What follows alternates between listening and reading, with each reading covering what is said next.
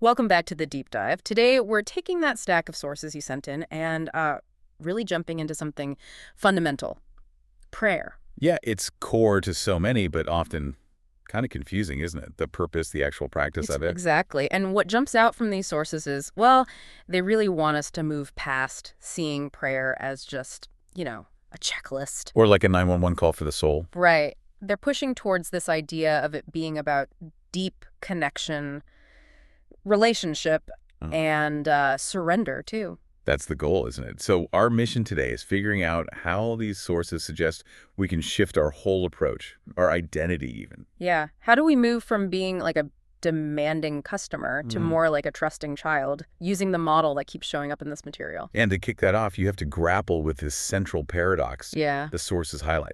It's pretty stunning when you think about it. Okay. Think about Jesus. Yeah. Okay.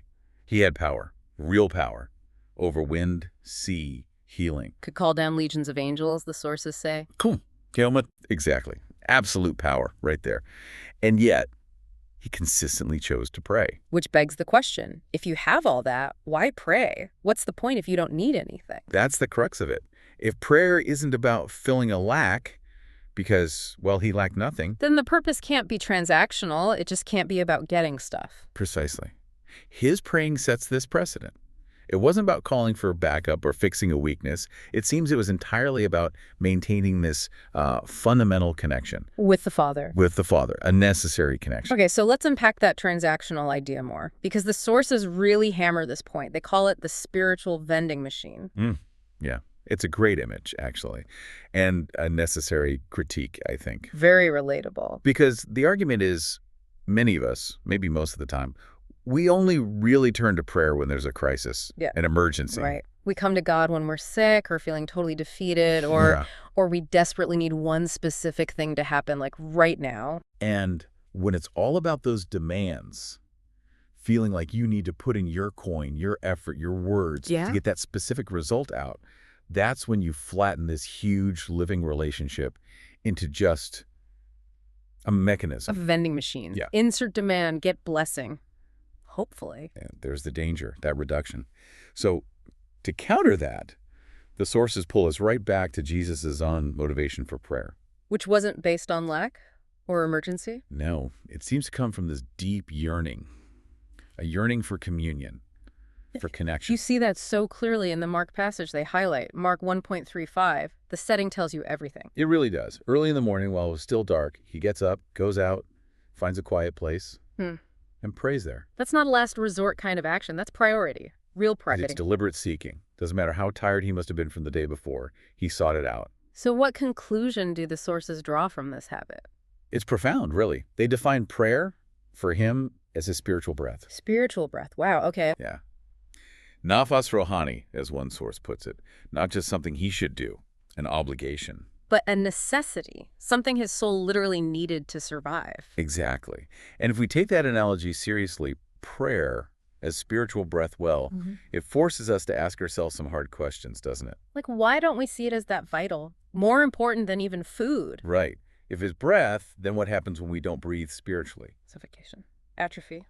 The sources suggest exactly that. The soul that doesn't pray gets thirsty, gets empty, way faster than the body even feels hunger. So you don't pray just to get things. You pray because your spiritual lungs need oxygen. It keeps you alive, spiritually speaking. That totally reframes it from task to life source. Okay, so if prayer is this fundamental necessity, how does that change how we pray, the actual communication? Now we're getting into the identity shift the sources stress. That difference between, say, talking to a boss Or an owner. versus talking to a father. That seems central. It's the cornerstone, really. Look at the prayer Jesus taught. The Lord's Prayer, Matthew 6. How does it start? Our Father in heaven. Exactly. Not almighty boss in the sky or cosmic power source. It starts with relation. Father. That changes the whole dynamic right there, from like a cold hierarchy. To family. To connection. It changes the posture required. How so? Well, the whole structure of that prayer reflects this harmony, this trust between the Son and the Father. The tone is set by intimacy, not fear. So if we're meant to adopt that identity, the trusting child, not the fearful servant, how does that actually change what we say? Or how we say it? Well, the sources pose that question directly, Are you praying like a nervous beggar, carefully choosing words? Or like a child just talking openly, honestly to their dad. Yeah. And this brings us back to performance, doesn't it? Jesus warns about it directly in Matthew 6, verse 7. The empty phrases part. Right. Don't heap up empty phrases, or some translations say babble or ramble like people who don't know God do. Okay, but hold on. If the Father already knows what we need, why do the words matter at all? Doesn't a child sometimes just babble happily? That's a really important distinction. The warning isn't against, like, affectionate babbling. It's against heaping up empty phrases, using fancy words, or lots of repetition. Trying to impress or manipulate. Exactly. Performing. Trying to sound good, maybe to impress God or ourselves or others.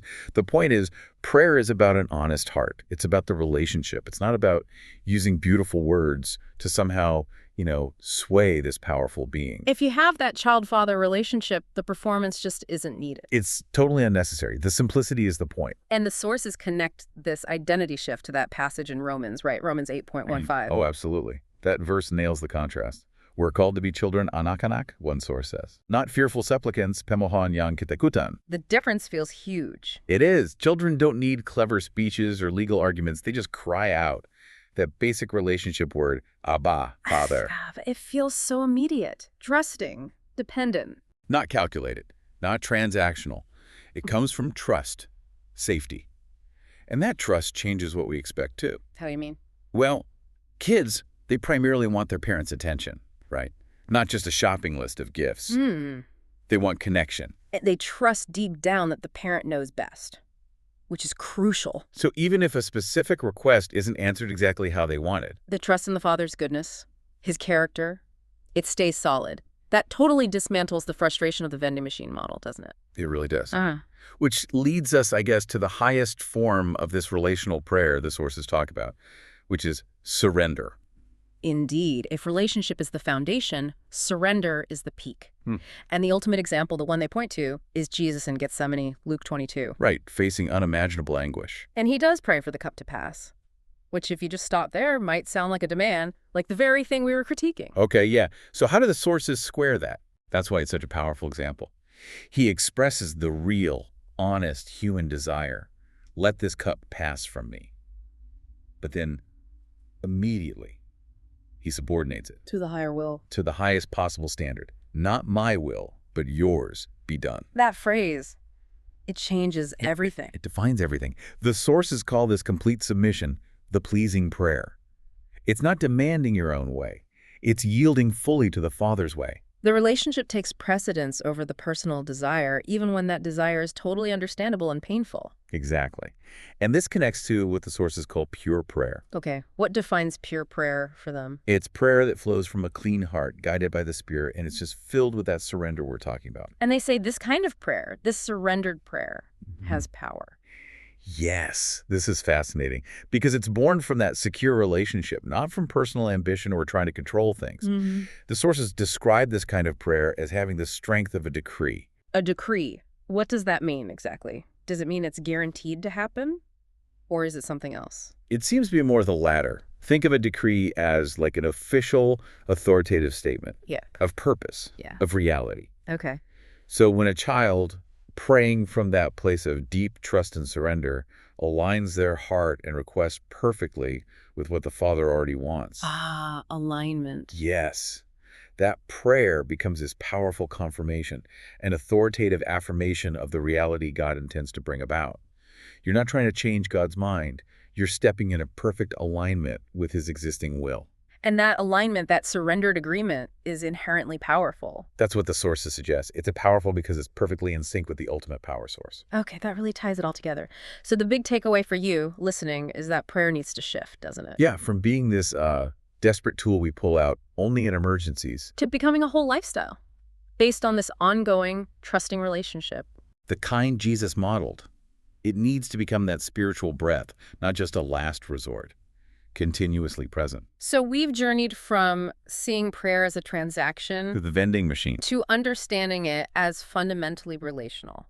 We're called to pray not just when we need something specific. But because we yearn for that connection, to know the Father better. And that identity shift is everything, moving from that demanding servant or the fearful beggar To becoming that trusting child who just cries out, Abba, Father. knowing you're heard, known, and loved, regardless of the answer to a specific request. And maybe here's a final thought to chew on.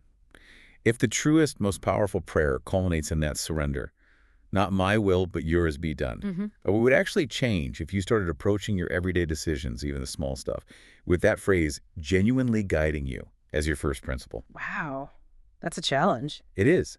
And what really resonates with you when you think about your own prayers, do you feel them as spiritual breath or more like a spiritual wish list? Something to reflect on. Definitely something to reflect on. Thank you for digging into these sources with us today. It's been a really rich exploration. We hope this deep dive gives you plenty to consider in your own approach to prayer.